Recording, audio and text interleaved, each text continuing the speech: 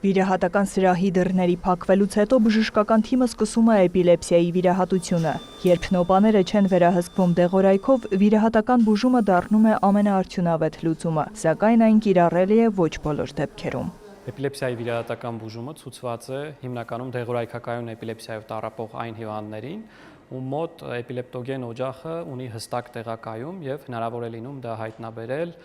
տարբեր մեթոդների օգնությամբ։ Հաճախ էպիլեպտոգեն օջախը տեղակայված է ֆունկցիոնալ կարևոր կենտրոնների, ձեռքի, ոտքի շարժումների կամ խոսքի կենտրոնի մոտ։ Այդ դեպքում այն հեռացնել պետք չէ, սակայն եթե օջախը ունի հստակ տեղակայում եւ հնարավոր է անվտանգ հեռացնել, վիրահատության արդյունավետությունը շատ բարձր է։ Ավելի քան 90% դեպքում բուժառուները լիովին ազատվում են էպիլեպտիկ նոպաներից։ Բուժման տարբեր տեսակներ կան։ Ստանդարտ մոտեցումը դա եթե հստակ հայտնաբերված օջախ է, որը որ մենք տեսնում ենք թե MRT, թե PET հետազոտություններով, թե EEG հետազոտությամբ, ամեն ինչ խոսում է այն մասին, որ այո, հենց սա է օջախը, այդ դեպքում գնում ենք բաց վիրահատական հեռացման։ Սակայն երբեմն ստանդարտ ոչ ինվազիվ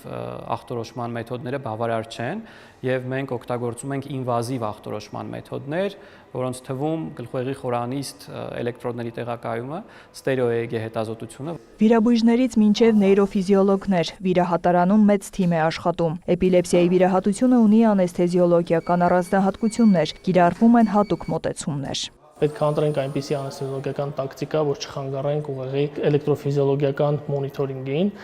երբեմն որը որ հատկապես այս վիրահատությունների ժամանակ սպეციფիկ է, կարիք է լինում նույնիսկ պացիենտին արթնացնել,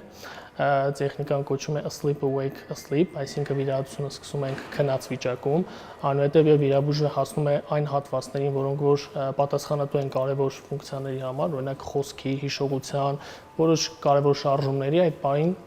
անեսթեզիայի մակարդակը իջեցվում է եւ հիվանդը կարողանում է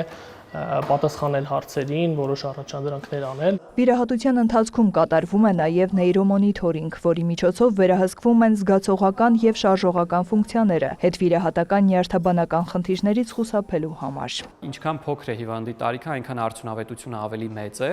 սակայն մենք ունենք 50-նանց հիվանդներ, որոնք վիրահատվել են եւ բավական արդյունավետ ելք ունենք։ Մեր կենտրոնում 2016 թվականից են իրականացվում նշված վիրահատությունները, արդեն կան վիրահատված մոտ 100 հիվանդներ։ Էպիլեպսիան նյարդաբանական խանգարում է, որի դեպքում գլխուղեղում առաջանում է սխալ էլեկտրական ակտիվություն էպիլեպտոգեն ցնցումների տեսքով, որոնք կարող են տևել մի քանի վայրկյանից մինչև մի քանի րոպե։ Նարե Ոսկանյան, Հովհաննես Քյուրքչյան, լուրեր։